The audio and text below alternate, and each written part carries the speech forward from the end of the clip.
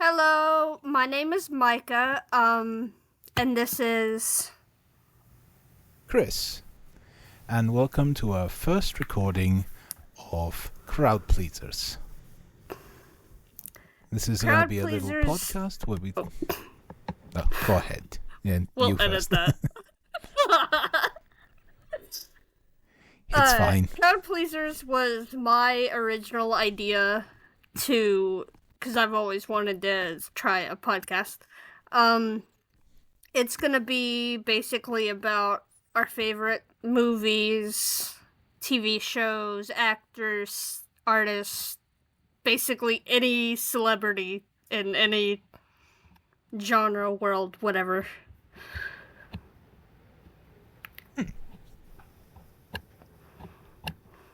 Indeed. Sneak peek of our, hopefully, next session is going to be Hannah Sarah. She does reels on Instagram and TikTok. She's been on, she's a real big fan of Stranger Things. And she's done a short movie, if I remember correctly. I can't remember the name of it now, or if it's been released yet, but I'm excited for that. She sounds quite talented. I haven't seen any much of her stuff myself, but I trust that you have, and it's amazing that you've lined her up for our next episode. I'm excited to interview her for sure. Is there anyone you would like to try and interview if we can? Not sure if it's anyone who would show up to a little podcast. And I can't think of anyone off the top of my head, so I guess it'll be for future iterations. We'll see.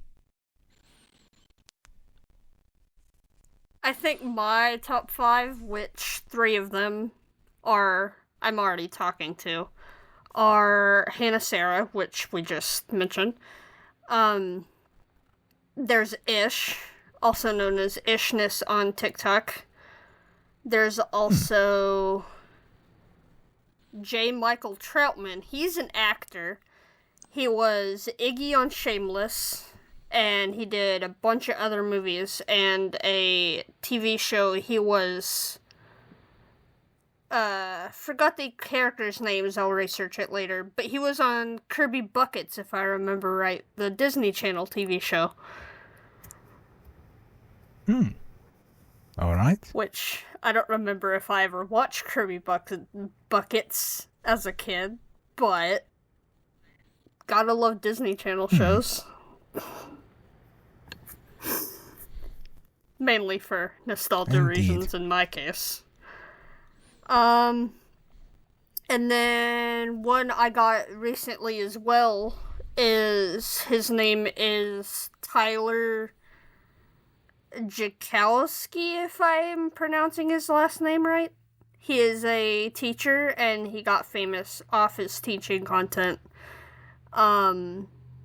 His actual, account name is Fishing for Clout, because at first I figured out that it was going to be an account based off of fishing, because he likes that as well, but it turned into a, teaching bloopers and stuff account, which I'm excited to see if he'll join us one day.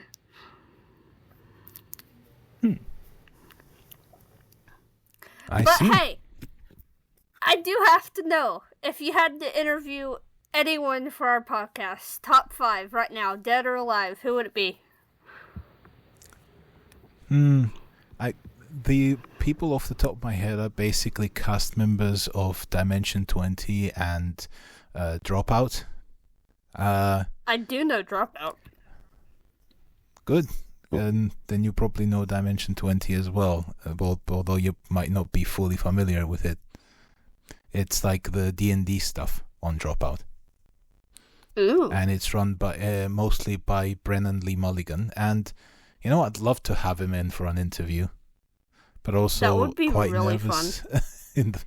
quite nervous in the face of my heroes. And I understand he's quite busy now because on top of Dimension 20, he's doing he's GMing for Critical Role Campaign 4. So that is that is a lot on his plate. There's a few people on Dropout in general that I'd love to speak to on our little podcast, but I'm not sure. Not sure we'll have the reach to call them on that, and it's just they probably will accept. I'm putting myself down a lot. It's just yeah.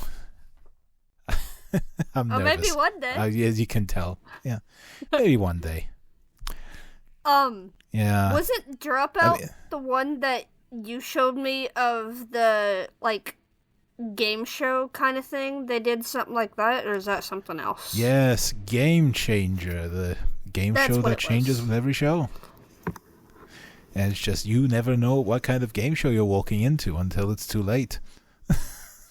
I keep seeing reels about that on Facebook and Instagram. Like, they've become all over my feed.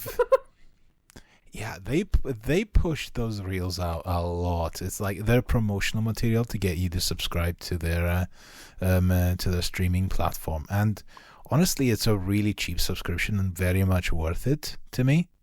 Because 100% of the stuff they put out is good entertainment to me. And they even spin off a bunch of shows from Game Changers. Because it's because they're good enough to stand up on their own. Like one of their most popular spin-offs that's currently airing its 4th season is Make Some Noise, where it's just a show of impressions. Basically, the comedians all 3 quite talented comedians are stepping up to the podium to do impressions based on the prompts that Sam Reich gives them. And oh god, so many amazing prompts I could think of this on my head.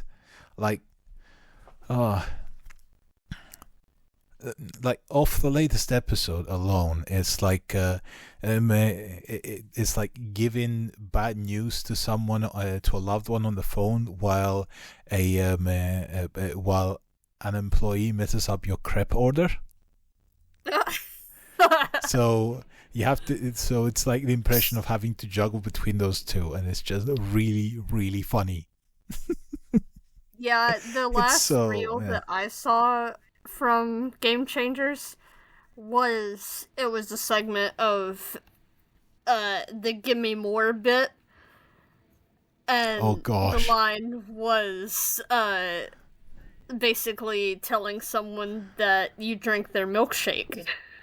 I drink your milkshake. Oh my god, it's from the latest episode as well. It's from the same episode of Make Some Noise. It's so funny. Yeah, that was the last reel that I saw.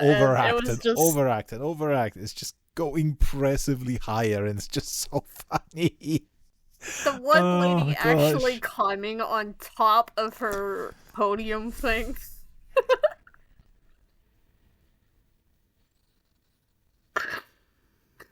Mm-hmm. That was funny. Yeah. She broke almost broke her son and everything. Giovanni. Giovanni is just amazing as well. She's incredibly. She's actually musically talented in everything, and she's a massive ball of energy. And this isn't the first time she broke her podium like that. It is so good. It's so good. She's always been amazing. Or was there more still than on the 2? same show? It's like I think it was in season 3 or 2. It's just there's at least one more time where she's done that, because as Sam called out that it happened a second time, but that this was the second time at least. Oh, we're doing this again. The same thing with what Lou was doing in that episode. One of the other comedians, who was just saying his catchphrase, "Don't you come around here with no prompt." or something like that. That he coined in a different episode. It is it's so funny. It's so good. Rounding We're back making this all about Game Changer right now. Yeah. Go ahead. It is a good show. Bring it back. Rounding back to question I asked earlier of who would you interview, dead or alive? I think my first person that I would try to, which it would be a very long shot, dead person would be, I would really like to interview Robin Williams. Oh, man. So would I. He seems like a ball of energy. He seems like a wonderful person to talk to. Yeah, so many good things. Honestly, yeah, I mean, it was such a shock, wasn't it? His passing was so... Nobody expected it. I don't even remember how old I was whenever he originally passed. Why would I say it like that? Whenever he passed, in general. Yeah. I think I was still pretty young. The last thing I remember him in was an ad for The Legend of Zelda. Was it Ocarina of Time? Yeah, Ocarina of Time 3D for the 3DS remake of Ocarina of Time. Oh, and that's he was cool. basically saying about he was talking about rescuing the princess and all of that stuff, and it's and then opposite him was his daughter, who said, "Are you talking about the princess or about me?" And he was like, "What can I say? You're both magical." And his daughter's name is Zelda, as well. That's adorable. It was, I know, it was so adorable. Oh, and that came out shortly before his death as well, which is so tragic as well. When he recorded something so beautiful and heartwarming, you know. Yeah, that's the sad part, is you never know what people are going through with stuff like that until most of the time it's too late. Yeah.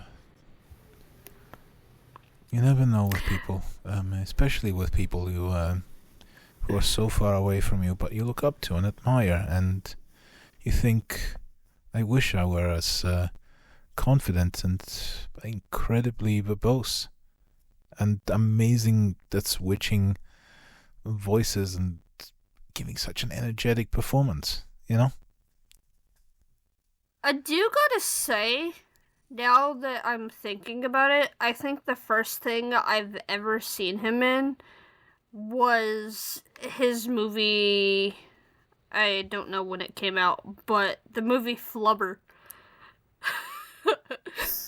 Oh yes, I remember that as well. He was the energy in that movie. Like,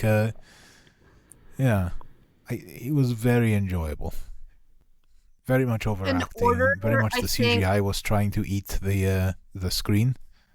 But he was a lot. Like, he made that movie very, very exciting. Anyways, order, I think that all the movies that I have seen him in, I still need to try and watch Patch Adams. But I saw him in Flubber to begin with, and then I watched him in Shaggy Dog, and then it was Miss Doubtfire, of course. That was another good one. Mrs. Doubtfire, yeah. Such a classic, that one. That's one of the movies where he was amazing, definitely. You know the other movie I watched him in was Hook. Oh, where he played essentially an older Peter Pan. I watched that one. Yeah, it was genuinely magical. He managed to bring. He managed to pivot between the two energies of the character in such an interesting way. It's just so many great jokes in that movie that work. And then when he switched to the Peter Pan persona, it was such a classical. It's just he brought that he brought that childlike energy to it. You know, like a boy that never grew up, but eventually did. You know.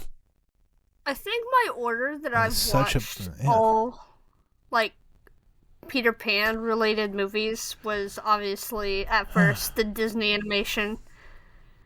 And then I saw the one where Jeremy Sumpter was Peter Pan. And then, obviously, Robin Williams. And then here recently, I'm rewatching Once Upon a Time.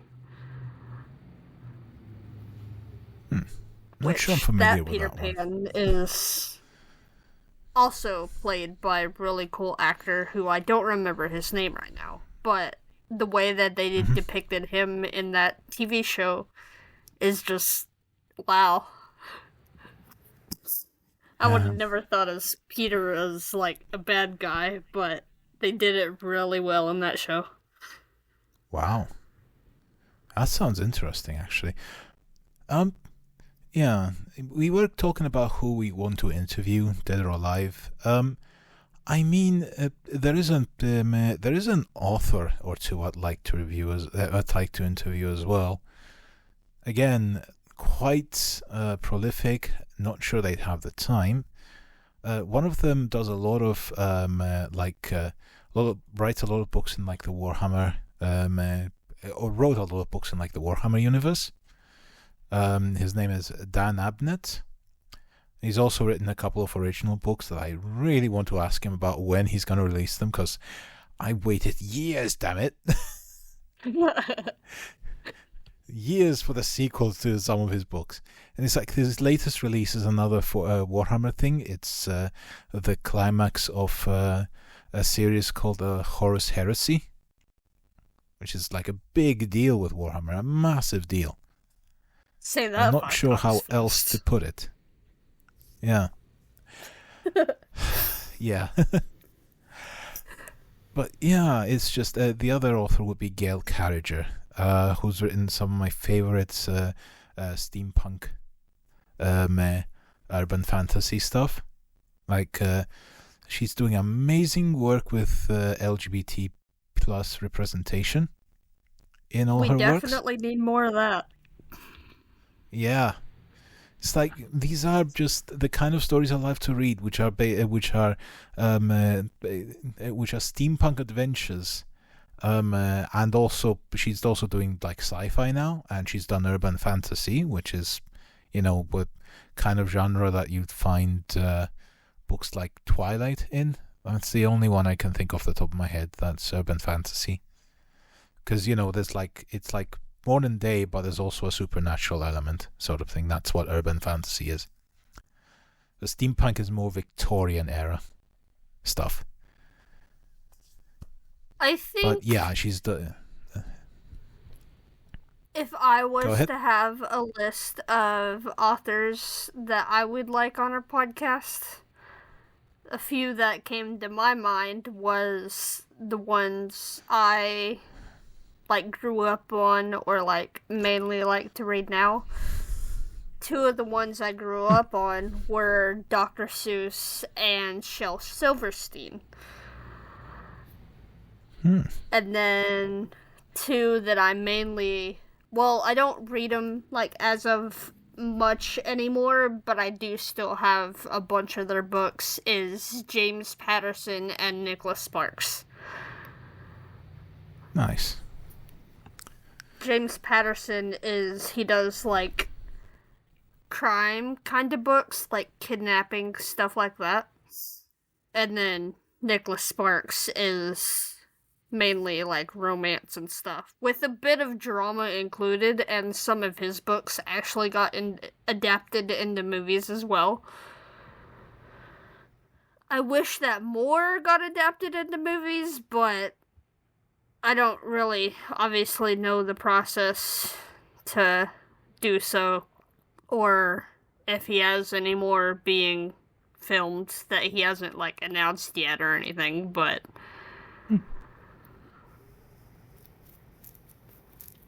I see. The only movie that I remember now that I've seen of his that obviously got adapted from the book version is A Long Way Home. I think it's what it's called.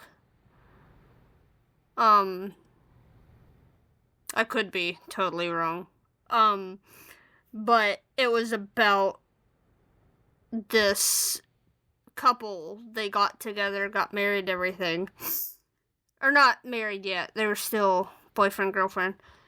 And then the boy had to move away because he got convicted of a crime that he didn't actually commit because his father and brothers or stepbrothers, I can't remember, were like abusive basically and like drunk, all that.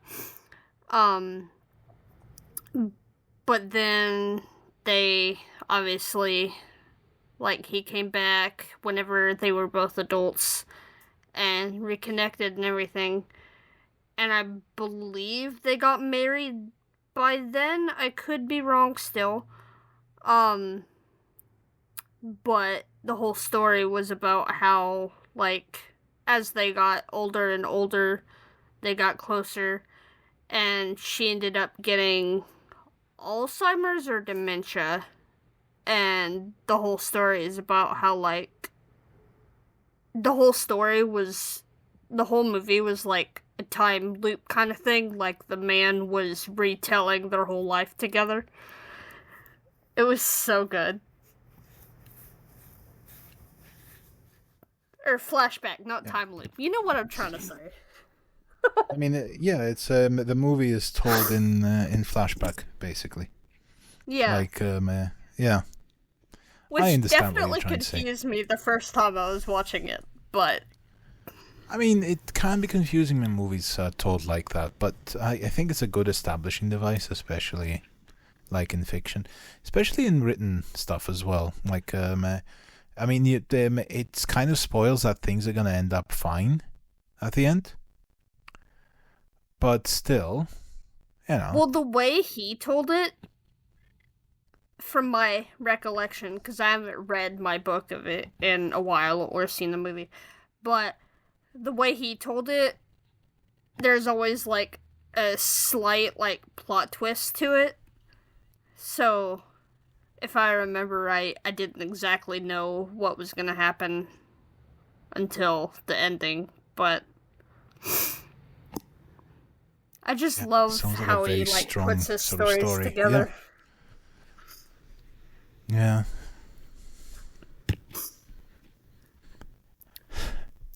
I want to go back for a bit and talk about how Gail Carriger does LGBT plus representation in her books.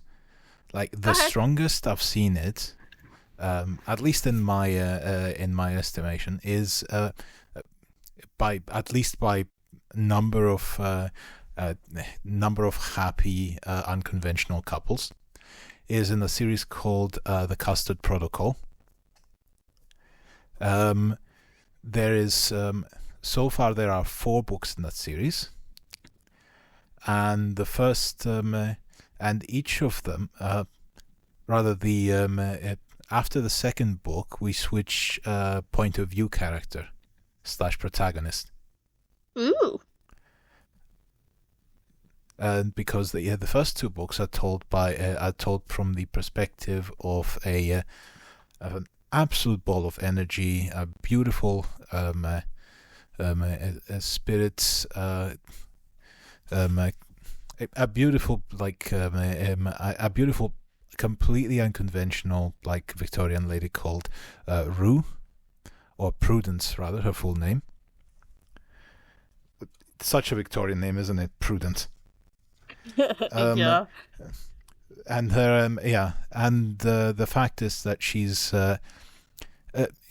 not by any way in any way normal. Her mother is, her father is a werewolf, and her mother is what is known in that series as a soulless, as in someone who's basically the perfect anti-vampire, anti-werewolf sort of weapon, because she nullifies their powers by her mere presence. and and also has a very detached and cold personality because of the whole soulless thing. And it's and because of that, she became something entirely unique, because she doesn't nullify the powers of such individuals, but she borrows them. So by touching someone who's a werewolf or a vampire, they become not a werewolf or not a vampire for a bit, while she takes on their supernaturalness. So that's interesting in and of itself. And this woman, Rue, along with her regular human best friend Primrose and Primrose's brother Percival, it's basically commandeer an airship and go on adventures to discover hitherto uncharted species of supernatural beings, and get into misadventures because of that. And during those misadventures, they discovered a cousin of Rue, who is also a soulless, like Rue's mother. And that cousin initially initially becomes a prisoner on the ship on account of trying to kill them by orders of the Catholic Church. But then he learns from them and falls in love with one of the people on the ship, whose name is Anitra. She's an amazing girl from a sort of from Middle Eastern origin. Not exactly. I don't remember all the details. It's been a while since I've read the books. But the other thing is that she's while she's assigned while she's female and presents as female and all of that, she's actually she actually has male anatomy. She's basically a trans girl by all definitions, except for that she's presented as a girl since she was very young. In her tribe, genitals and stuff, genitals don't matter in what you're in gender definition. Wait, so that's pretty cool. Did she have a surgery or whatever, or is she the? No. She's just she was just tending feminine from young. She was naturally feminine, and was thus just raised and treated as a girl. Wait, okay, my brain isn't working. Is it like she's a what's the word? Hermaphrodite? Or... No, she's just she was just born with boy parts but raised as a girl because she showed like she was a girl from the beginning, and that's it. That was the word I was thinking of, though, right? Yeah, it's just okay. Yeah, but it's she was just a trans girl, and in ways that were not understood as trans back then. Just born a boy, raised and behaves as a girl, and just the word trans is not used, but it is, it is implied. Not, but it's not even not implied, but it's all but the word trans is used basically to describe her. She's it's like she's just she thinks it's weird that people get so hung up over labels and stuff as well, because to her it didn't matter. In her culture it did not matter. It's so it's like cultural relativism. It's like like people would not know the word trans at the time, so it wasn't used of transition and all that. And the other thing is that Primrose is a closeted lesbian that is afraid of being herself due to the expectations of the time. as in a young Victorian woman is expected to marry a man and have children and all that stuff, But she lives a very unconventional life, being on an airship all the time and all of that, traveling the world, and thus has fallen in love with another passenger of the ship who is a were-lioness. Ooh. Sort of werewolf, were-lioness. And also, she's a fantastic woman, really and cool. she got a bit fed up with Primrose and her reluctance to embrace the whole lesbian thing.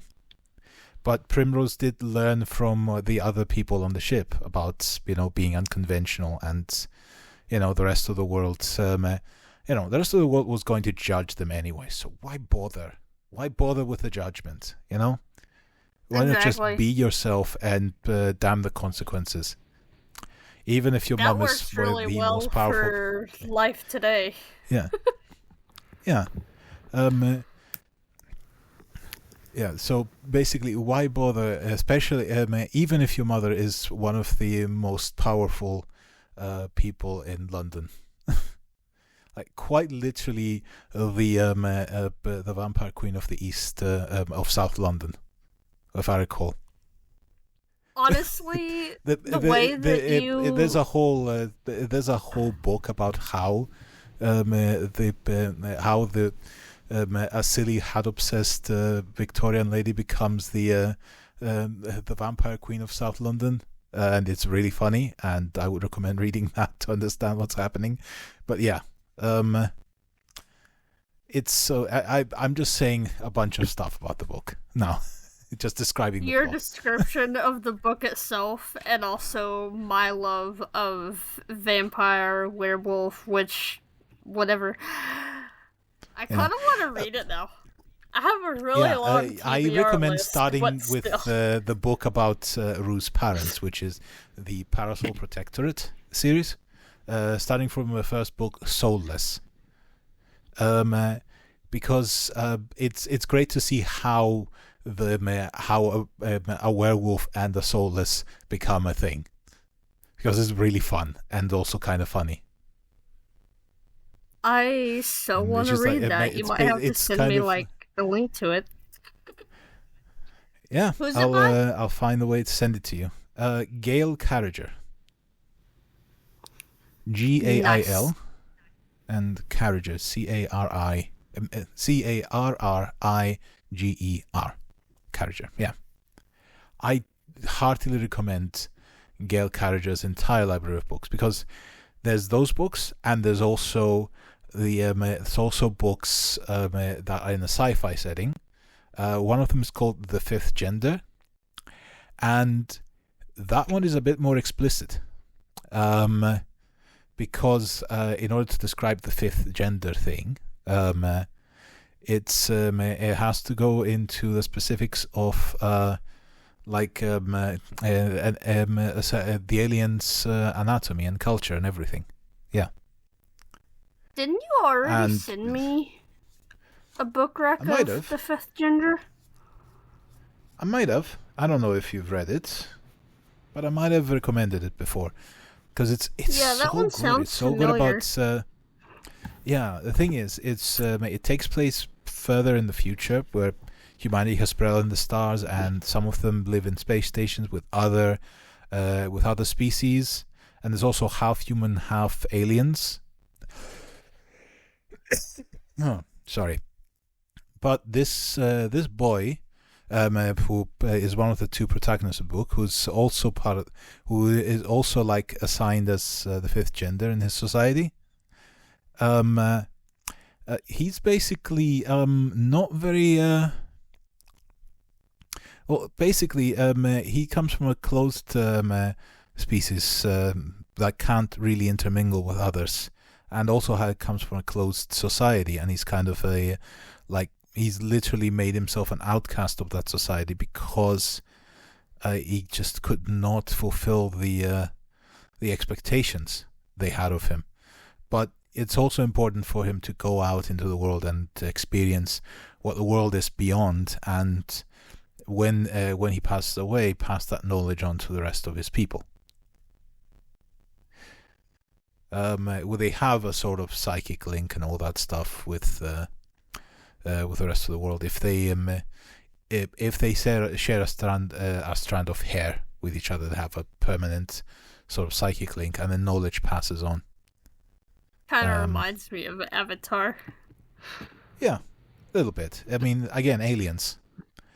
Yeah, it gets a bit explicit because this alien guy actually falls in love with a human on the space station who's a space station sheriff, and he's a big guy, and he's kind of a bear, but he's also really sweet and does kind gestures, like for example, after learning about what the earrings mean on the alien guy's ear, he's like, I want to get a set that matches what you've got, just so and for that he gets excitedly tackle hugged at the noodle stand. It's really cute. I love how you mentioned noodle stand. Yeah, of course, a noodle stand. This excited tackle hug happened in public at a noodle stand where they were both enjoying a meal. It's just bringing up the suggestion, and the little the excitable little ball of emotions that the alien guy is. It's just hugs him immediately.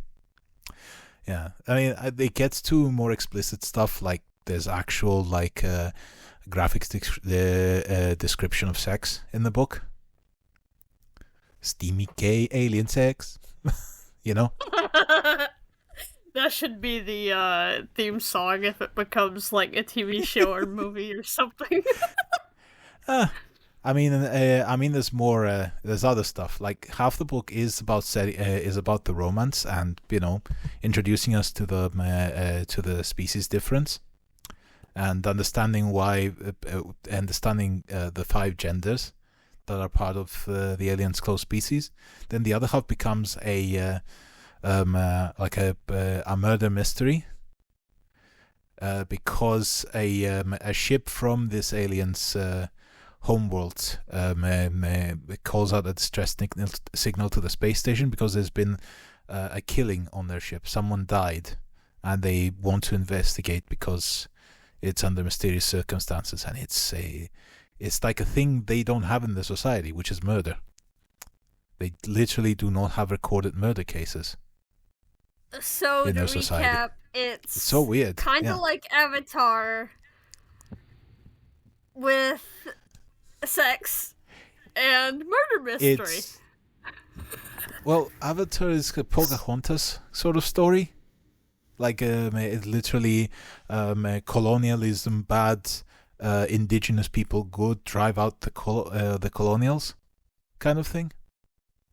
Is what's happening. Pocahontas would be a really cool movie, in my opinion. Yeah, probably. I mean, it kind of already does meet Pocahontas because it is more or less just Pocahontas. But it's not a movie, though, is it? But the colonials win. Pocahontas is a movie. No, and the Avatar. one you're talking about is a book. Yeah, it is.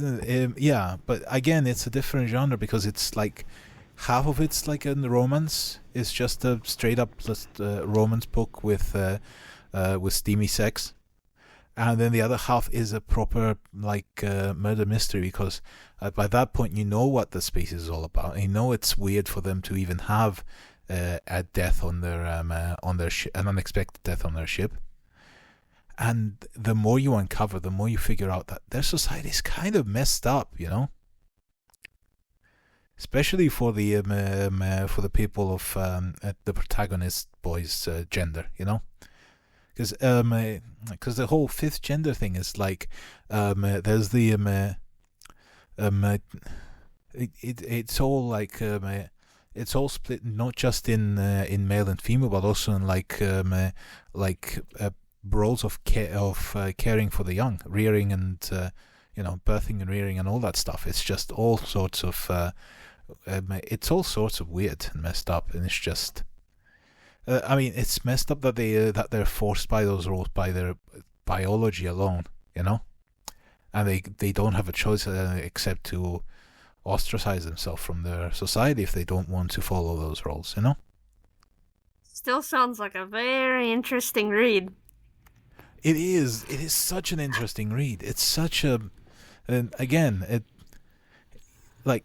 I don't want to compare it to Avatar because that's basically a story of that's basically the typical anti-colonialist story. But this one is more of it's more of a condemnation on societal expectations on people. You know, it's more a condemnation on rigid society pressures and all that stuff. Very much a LGBT plus sort of narrative, isn't it?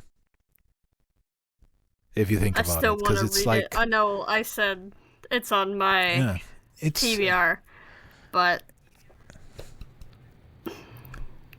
yeah, I do recommend you read it, especially if you want some steamy. If you like all that stuff with it. If you like this, if you like a really good LGBT plus narrative with some steamy sex on the side, that's the one. If you like your yaoi. Half of it is yaoi. What can I say? It's just yaoi porn with nuance. Okay, I might have to cut that part out, but yeah, I mean, it's not. We didn't set a age limit on this, did we? Well, not really, but who knows who's actually gonna watch. Anyways, yeah, true. I'm gonna have to go ahead and cut this short. Future podcast episodes will be hopefully longer, but I do need a nap before my party tonight. And so in saying this has been Crowd Pleasers with Micah and Chrys. I hope everyone has a happy Halloween if you celebrate. Yep, and we'll see you on the next one. Have a good day!